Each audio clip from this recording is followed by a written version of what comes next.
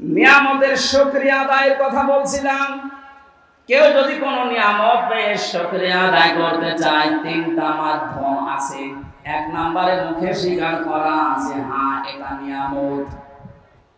চুয়াডাঙ্গাবাসী নিজের বিবেককে প্রশ্ন করেন তো, এই সমস্যা কি? দাঁড়ানো যাবে না ভাই, কথা বলবো। আমরা মুখ দিয়ে স্বীকার করলাম যে এটা নিয়ামত। কেন? বাস্তবে দেখেছি এই যে বিশাল অনুষ্ঠানটা কোরআনের কথা শোনানো হবে বলে ওরা সাজিয়েছে। এই অনুষ্ঠানটা আগস্টের 5 তারিখের আগে যদি কেউ করতে চাইতো 10 জায়গায় অনুমতি নেওয়া লাগতো। 6 তারিখ, 7 তারিখ, 8 তারিখে একটা ঘোষণা এসে গেছে ডক্টর মোহাম্মদ ইউনূসের পক্ষ থেকে। অন্যান্য ধর্মের মানুষেরা যেভাবে তাদের ধর্মীয় অনুষ্ঠান পালন করে, এদেশে মুসলমানেরা কোরআন প্রচার করবে, কোনো মহারতির অনুমতির প্রয়োজন আর নেই। এটা নিয়ামত না? কত বড় নিয়ামত আপনি জানেন? কয়েকদিন আগে বাংলাদেশ জামাত ইসলামী কুষ্টিয়া জেলা শাখার উদ্যোগে ওরা কুষ্টিয়া জেলার প্রায় 550 আলেমকে দাওয়াত দিয়েছিল সেমিনারে। সব ঘরানার আলেমরা ছিল। 3.5 ঘন্টা থেকে 4 ঘন্টা সেখানে আলোচনা করেছে কোরআনের উপরে, হাদিসের উপরে। আপনি একটু ভাবেন তো, এটা যে 550 আলেম এক জায়গায়, আগস্টের 5 তারিখের আগে এত মানুষ না, 5 জন আলেম এক জায়গায় বলে 10টা মামলা হয়ে যেত। এত বড় নিয়ামত আল্লাহ যাদের মাধ্যমে দিলেন। শহীদ আবু সাইদ, শহীদ মুগ্ধ সহ, রায়হান সহ, ইয়ামিন সহ যারাই হাজারের উপরে শহীদ হয়েছে, আল্লাহ তাদের শাহাদাতের সর্বোচ্চ মাকাম যেন পৌঁছিয়ে দেন, বলেন আমিন। আমরা স্বীকার করছি যে মুক্ত জীবন এটা নিয়ামত, কিন্তু এদেশের ওই যে 20% এখনো পর্যন্ত স্বীকার করছে না। গতকালকের একটা ভিডিও, সে এখনো পর্যন্ত জালেমের সাফাই গাচ্ছে যে না, মানে কি কিছু করেনি দেশের জন্য। একটা রাস্তা বানাতে যদি 2 কোটি টাকা খরচ হয়, 3 বার বাজেট করে 9 কোটি টাকা খরচ করেছে। 2 কোটি খরচ করে 7 কোটি আল্লাহর রাস্তায় নিয়ে চলে গেছে। এই যে আল্লাহর রাস্তায় নিয়ে গেছে বললাম কেন? ওই দরবেশের কারণে। দরবেশ কত টাকা আত্মসাৎ করেছে দেখেছেন? 36,000 কোটি। আপনি জীবনে যদি গণনা করে তো জীবন শেষ হয়ে যাবে। দরবেশের যদি এই হাল হয়, যেগুলো ধরবেশ, ওগুলোর অবস্থা কি? আমার মনে হয় পালিয়ে যারা গেছে এদের টাকা পয়সা গুলো ডক্টর ইউনূস ঘোষণা দিয়েছে, এগুলো সব ফিরিয়ে আনা হবে। তাড়াতাড়ি করেন, সবগুলো ফিরিয়ে নিয়ে আসেন। শুধু ফিরিয়ে নিয়ে আসা না, যারা টাকা পয়সা আত্মসাৎ করেছে, বেগম পাড়া বানিয়েছে, এদের স্ত্রী সন্তান পুত্র যা আছে সব রাষ্ট্রের কাজে লাগান। টাকা পয়সা গুলো নিয়ে এসে আপনি একটু দেশের মানুষের কাছে দেন, দেখেন দেশটা দাঁড়িয়ে যাবে। কোনো অভাব নেই এদেশে, অভাব শুধু সুষ্ঠু বন্টনে। এই সুষ্ঠু বন্টন যেন হয়, আমরা এরকম মানুষকে এখন সামনে চাই। কথা বলেন ঠিক কিনা? ওনার যখন বললো যে আমার 2টা ছেলে হাফেজ আলেম হবে, আমার মন হৃদয় ভরে গেছে। এরকম মানুষকে আপনি দায়িত্ব দেবেন, যে মানুষগুলো কোরআনে কারীম নিজে পড়ে, সন্তানকে পড়ায়। আমি এর আগে শুনেছিলাম ওনার ভাই, যে টরিক ভাই নাকি, উনি একটা মাদ্রাসা অলরেডি নিজে একা চালায়, এবং চুয়াডাঙ্গার ভেতরে ওটা নাকি একটা মডেল। কয়েকদিন আগে আমি মালয়েশিয়া ছিলাম, মিজানুর রহমান আজহারি ভাইয়ের সাথে কয়েকটা প্রোগ্রাম ছিল। উনি আমাকে বলছিল টরিক ভাই সালাম দিন, উনি আসবে বাংলাদেশে কিছুদিনের ভেতরে। কুষ্টিয়াতে একটা প্রোগ্রাম নেওয়ার কথা জানিয়েছি, কুষ্টিয়ার স্টেডিয়াম মাঠে। উনি আর আমি থাকবো, আপনারা ইনশাআল্লাহ যাবেন, দাওয়াত দিয়ে দিলাম। চুয়াডাঙ্গাবাসী 100 জনের 80 জন আমরা এখন স্বীকার করে নিলাম যে হ্যাঁ এটা আমাদের জন্য নিয়ামত। কিন্তু ওই জালেমরা তারা এখনো পর্যন্ত স্বীকার করে না যে এই স্বাধীনতা এটা নিয়ামত। কথা বলে না কেন? তাহলে নিয়ামত পাওয়ার পরে আমরা যারা 80% শুকরিয়া আদায় করলাম, মুখ দিয়ে স্বীকার করছি যে হ্যাঁ এটা নিয়ামত, 20% যারা আছে এখনো পর্যন্ত স্বীকার করছে না, আপনি মাঝে মাঝেই দেখবেন ওরা নতুন নতুন ইস্যু তৈরি করে এই বিশৃঙ্খলা তৈরি করছে। প্রথম ওরা অমুসলিমদেরকে দিয়ে চেষ্টা চালিয়েছিল সংখ্যালঘু নাম দিয়ে। জামাতে ইসলামের কেন্দ্রীয় আমির দিন ডাক্তার শফিকুর রহমান ঘোষণা দিয়েছেন এই বাংলাদেশে কোনো সংখ্যালঘু নেই। সুতরাং এই ইস্যু তুলে যারা মানুষের ভেতরে বিদ্রোহ তৈরি করতে চাচ্ছে তাদের হাতে পানি নেবে না ইনশাআল্লাহ। ন্যায়ও নেই, পৃথিবী বুঝে গেছে না এটা ওদের দুর্বিসন্ধি। এরপরে ওরা আস্তে আস্তে চালিয়েছিল প্রধান বিচারপতিকে দিয়ে দেশটা অস্থিতিশীল করতে, ছাত্রদের সামনে ধরা পড়ে গেছে। এরপর যখন পারে নাই চেষ্টা চালিয়েছে আনসার দিয়ে। কিসের আনসার? 42,000 আনসার নিয়োগ হয়েছে এই দেশে এই 9 সাল থেকে শুরু করে 24 সাল পর্যন্ত। তার 32,000 সবগুলো গোপালগঞ্জে।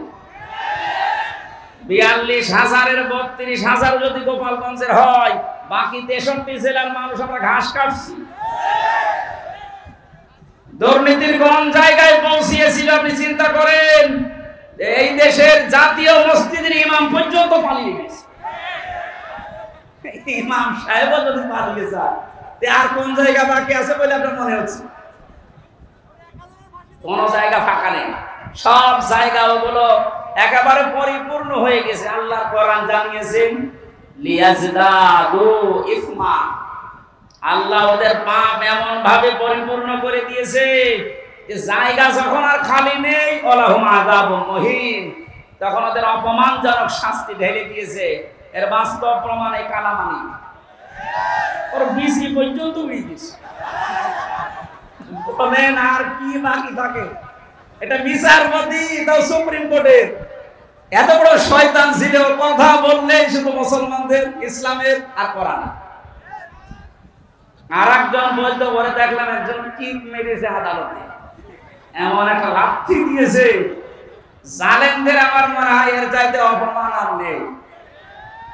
দরবেশের যে অপমান আমরা দেখেছি, দাড়ি কেটে নম হয়ে গেছে।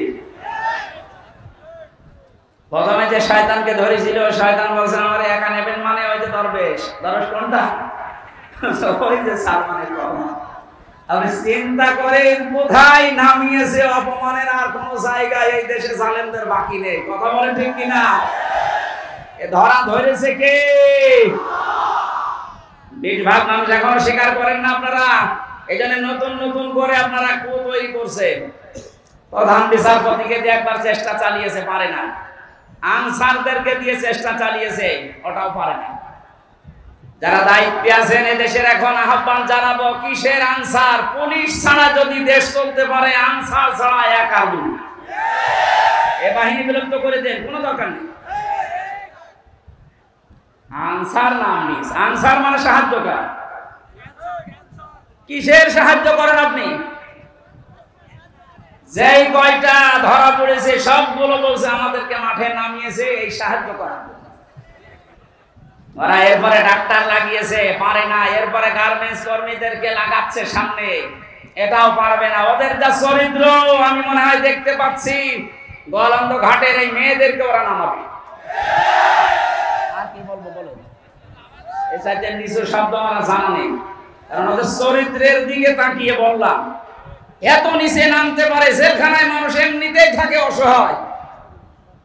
গিয়াসউদ্দিন মামুন এবং অপু ভাই আর আমি এক জায়গায় ছিলাম। আমাদের তিনজনকে টার্গেট নিয়েছিল যে সিসি ক্যামেরা লাগিয়ে দাও।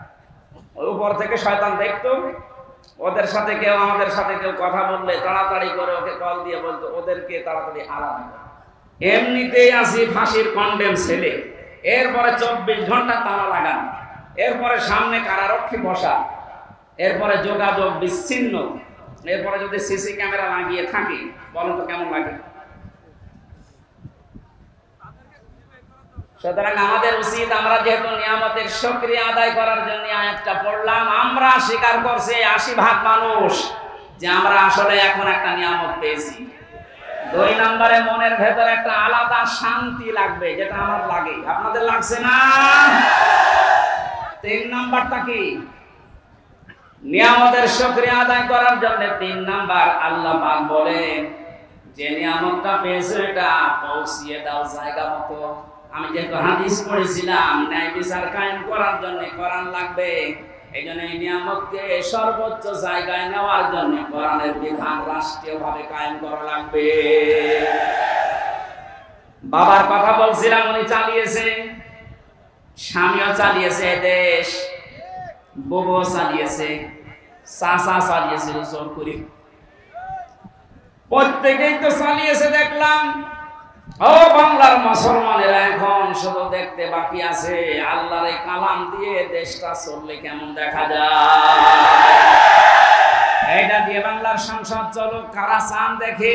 লিল্লাহি তাকবীর।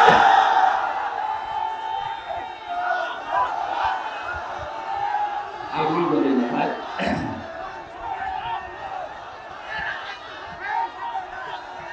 ঠিক আছে,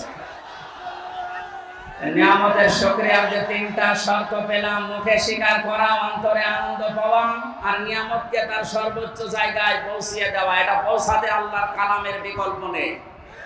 এই জন্য ন্যায় বিচার যদি আমরা এখন দেখতে চাই, বিচার ব্যবস্থা লাগবে কিসের? আরো জোরে বলেন। আমান আমিলা বিহি উজিরা।